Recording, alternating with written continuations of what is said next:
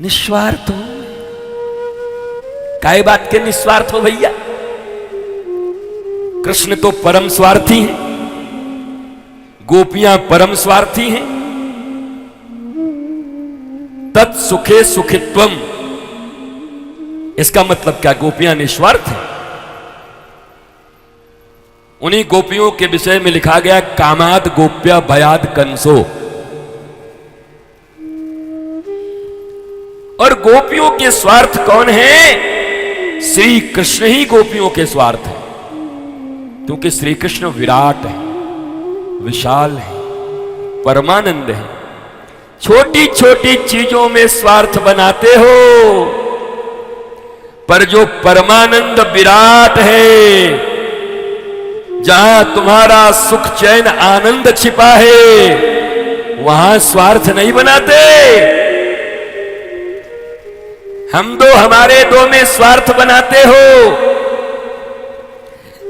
बिस्तर बढ़िया न मिले तो स्वार्थी हो जाते हो,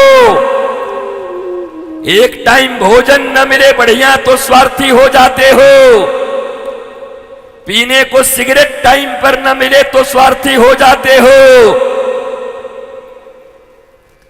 और संत महात्मा गुरु और भगवान के पास बैठकर कहते हैं, मैं निस्वार्थ हूं।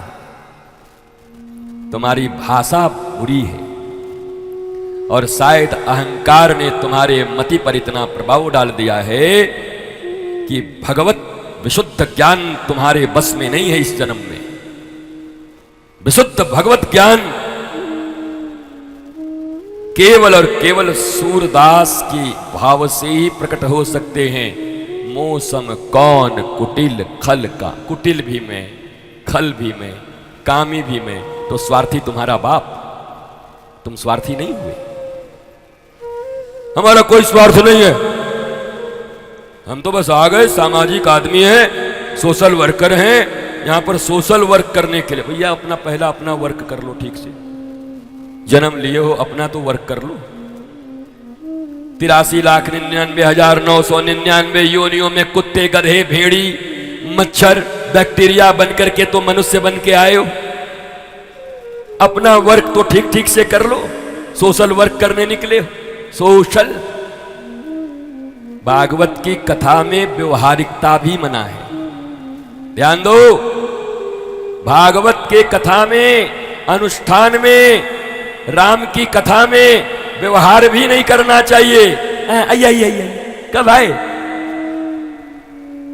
वर्जित है। जो जब आए, जहां आए, व्यवस्थाएं बना दीजिए। आए, बैठे, सुने, जाए।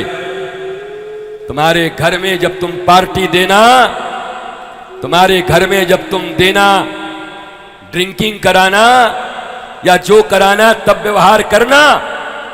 ये भागवत व्यवहार का जगह नहीं है। धर्मं भजस्व सततं त्यज्य लोक धर्मान्, सेवस्य साधु पुरुषान् जहि काम तृष्णाम्, अन्यस्य दोष गुण चिंतन मासु मुक्तवा, सेवा कथा रसमहो नितराम पिबत्वम्।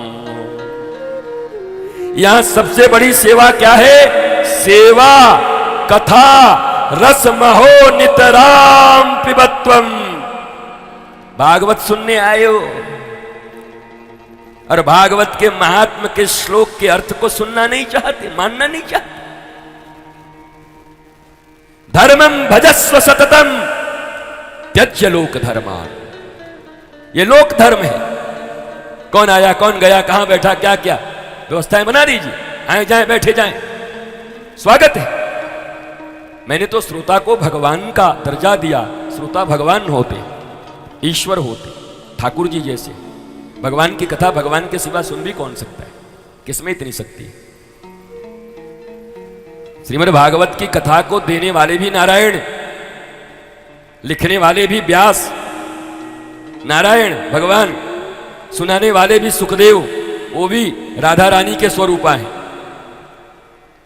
बोलने वाला, लिखने वाला, कथा सुनाने वाला, और तो और छोड़ो, पहली कथा सुनने वाला भी भगवान।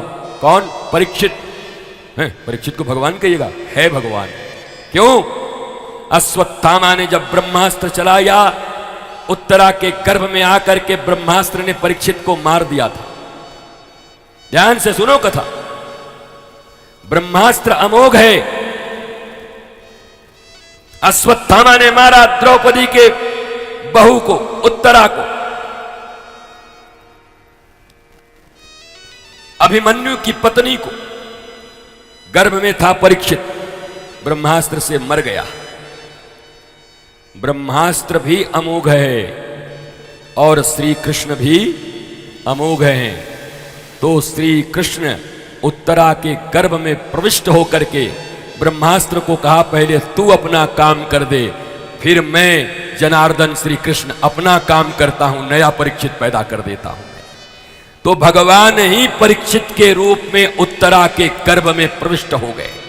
अब बताओ, भागवत कहने वाला, बताने वाला भी भगवान, भागवत लिखने वाला भी भगवान, भागवत कहने सुनाने वाला भी सुखदेव जी भी राधा रानी स्वरूपा, और भागवत के श्रोता जिनको 7 दिन में मरने का बहाना बताया गया है, वो परीक्षित भी साक्षात श्री कृष्ण ही हैं, जो उत्तरा के गर्भ में प्रविष्ट कर गए थे।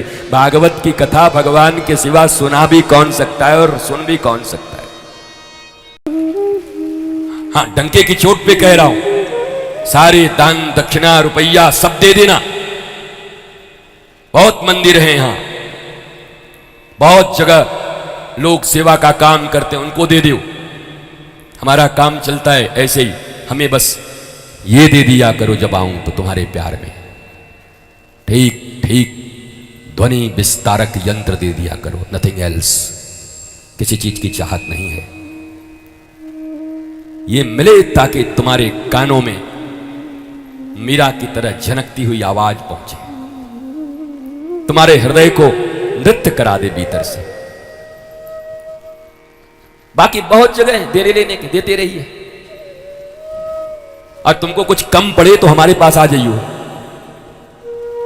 हाँ, सबको तो नहीं दे पाऊंगा, बस 100-200 का तो मदद करते ही रहते, तुम्हारा भी कर देंगे।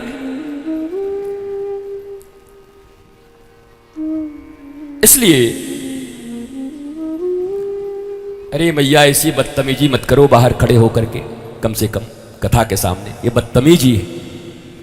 नागपुर में आया हूं और आप इतनी भक्त घर की महिला हो, भद्र हो, प्रणाम करता हूं। आप जिस तरीके से कथा के बीच में वहां से हा करके हंस रही हो और लोगों को डिस्टर्ब कर रही हो, सैकड़ों लोगों को, यह आपकी भक्ति है? ऐसा तो कोई नहीं करता दुनिया में। आप मां हो मेरी, मैं प्रणाम करता हूं आपको। बहुत देर से देख रहा हूं आप जिस तरीके से कर रहे हो, ये उचित अनुचित है? ये कौन सा तरीका है कथा श्रवण का? भारतीय सनातन संस्कृति में हिंदू धर्म को बचाने के लिए, संस्कृति के लिए हम सब निकले हुए हैं, और आप इस प्रकार से हाहा करो। जाओ अफगानिस्तान में करो ऐसे हाहा। कर पाओगी? पाकिस्तान में कर पाओगी? इतना भी ध्यान ज्ञान नहीं। अभी माताओं के ऊपर ही सब कुछ कह रहा हूं कि मां, तुम्हें कैसा बनना है कि ध्रुव आएंगे, कैसा बनना है कि प्रहलाद आएंगे। तुम भी बूढ़े हो जाओगे, तुम्हारे औलाद ऐसे ही तुम्हारे सामने बीमारी में हा करते रहेंगे खड़े होकर के, तो कैसा लगेगा? क्षमा करना, मां हो, बेटे की तरह बोला हूं, क्षमा करना। पर यह मत करो, नहीं तो आने वाली पीढ़ियां तुम्हें देख करके बिगड़ेंगी। कोई भी साधु संत के पास जाकर के उनकी कथा श्रवण करते हुए, यहां पर कोई बाजार नहीं है, मेला नहीं है, ये नॉट अलाउड। और अगली बार से तो शायद ऐसे ही होगा। अगली बार से कथा होगी तो पास के द्वारा ही करवाना, पास देना, अलाउड करना। ये जो फ्री में आकर के जो लोग बाजार की तरह रहते हैं, उनका यहां कोई जरूरत नहीं है। ये देखो, पांडाल में आज 5 दिन हो गए, वो हजारों माताएं जो आकर के शुरू से लास्ट तक बैठी रहती हैं, मैं इनके लिए आया हूं। इनके एहसान है मेरे ऊपर, क्योंकि ये भगवत स्वरूप, मातृ स्वरूपा, लक्ष्मी स्वरूपा, राधा स्वरूपा ऐसे एक तक बैठ के देखती रहती हैं। इनको भी तकलीफ होती है 6-6 घंटे बैठने में, 5-5 घंटे में। मैं सबको पहचान गया उतने दिन में, कितनी माताएं आती, कौन कहाँ बैठती, कौन मैया कहाँ बैठती, भैया कहाँ बैठते। इतना डिस्टरबेंस होता है, उसके बाद भी ये चुपचाप बैठे रहते हैं। और जाने के बाद बम बम बम बम बम के बाद ही जाते हैं ये। उनको पता है मैं वहां तक चल के आऊंगा तो कितने लोग खड़े रहते हैं कि वहां तक आएंगे तो एक बार हम अभी खड़े रहेंगे, रात्रि 7 बजे तक खड़े रहते हैं। भाई देखो, ये प्रेम है, ये कथा का स्थान है और इसके लिए हम यहां पर हैं। आप सब हमारी पूजनियां हैं, माँ हैं, बहनें हैं, बेटियां हैं और सभी श्रेष्ठ हैं। और महाराष्ट्र की भूमि छत्रपति शिवाजी की भूमि है। गणपति बप्पा की यहाँ इतनी पूजा होती है, तुलजा भवानी यहाँ हैं, कौन नहीं है। इस भूमि पर आकर मैं स्वयं गौरवान्वित महसूस करता हूँ अपने आप को। मुझे गौरव मिलता है कि राष्ट्र का एक साधु महाराष्ट्र में आया हुआ है। बताओ, वृंदावन से यहाँ आए,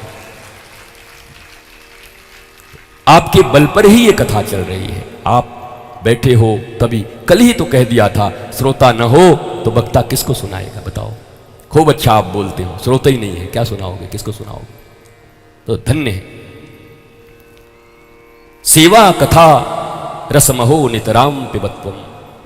सबसे बड़ी सेवा क्या है, कहा कथा पंडाल में आकर उस रस को निरंतर 1 घंटे 2 घंटे 3 घंटे जब तक चलता है उसका सावधानी पूर्वक हृदय से स्मरण करते हुए, कृष्ण कृष्ण जप करते हुए, व्यासपीठ की तरफ देखते हुए एक एक रस को पीना ही सबसे बड़ी सेवा है भगवान राम कृष्ण भागवत और रामायण की और शिव महापुराण की। इससे बड़ी सेवा कुछ नहीं है। भागवत जी यही कहते, यही सेवा मैं देख रहा हूं नागपुर में, यही सेवा मैं श्यामनगर में देख रहा हूं। मैं बहुत जगह आना जाना हुआ है, आते ही जाते हैं। हम वस्तुतः वैसे कथाकार हैं नहीं, आपको पता ही है। मैं सनातन के लिए, राष्ट्र के लिए, धर्म के लिए, anxiety free life, tension free life and how to live a blissful life, कैसे आनंदित जीवन जिएं, इसके लिए सेमिनार्स करता हूं। टीवी चैनलों पर आप हमेशा ही मुझे देखते होंगे, ऑलवेज। भारत के किसी भी टीवी चैनल पर आप हमेशा देख सकते हैं। न्यूज़ के जितने भी चैनल हैं, तो मैं वो बोलता हूं, कथा कम करता हूं। 4-5 साल पहले एक कथा करी थी छत्तीसगढ़ में, फिर 4 साल के बाद एक इच्छा हुई तो एक वृंदावन में किया। मौज आती है तब करता हूं। हमारा व्यवसाय नहीं है कथा करना, हमारा मौज आ गया। हमें महाराष्ट्र की इतने प्यारे भैया और माताएं मिल गए तो हम कथा करने को राजी हो गए कि हम करेंगे, कर लेंगे। कोई व्यापार नहीं है, इसलिए उतना हिसाब किताब भी नहीं रखते कि इसमें कितना आया, इसमें कितना गया। हालांकि करा तो आप बहुत मन से रहे, कैसे इतना दिल से, इतना प्यार से बर्मन जी ने हिम्मत किया ठाकुर जी की कथा के लिए। देखो, जब ठाकुर जी के लिए कोई खड़ा हो जाता है तो ठाकुर जी भी राधा रानी के साथ उसके पीछे खड़े हो जाते हैं। तो मेरे लिए खड़ा हुआ है, मैं तेरे लिए खड़ा हो जाता, वो सब पूर्ण कर देते।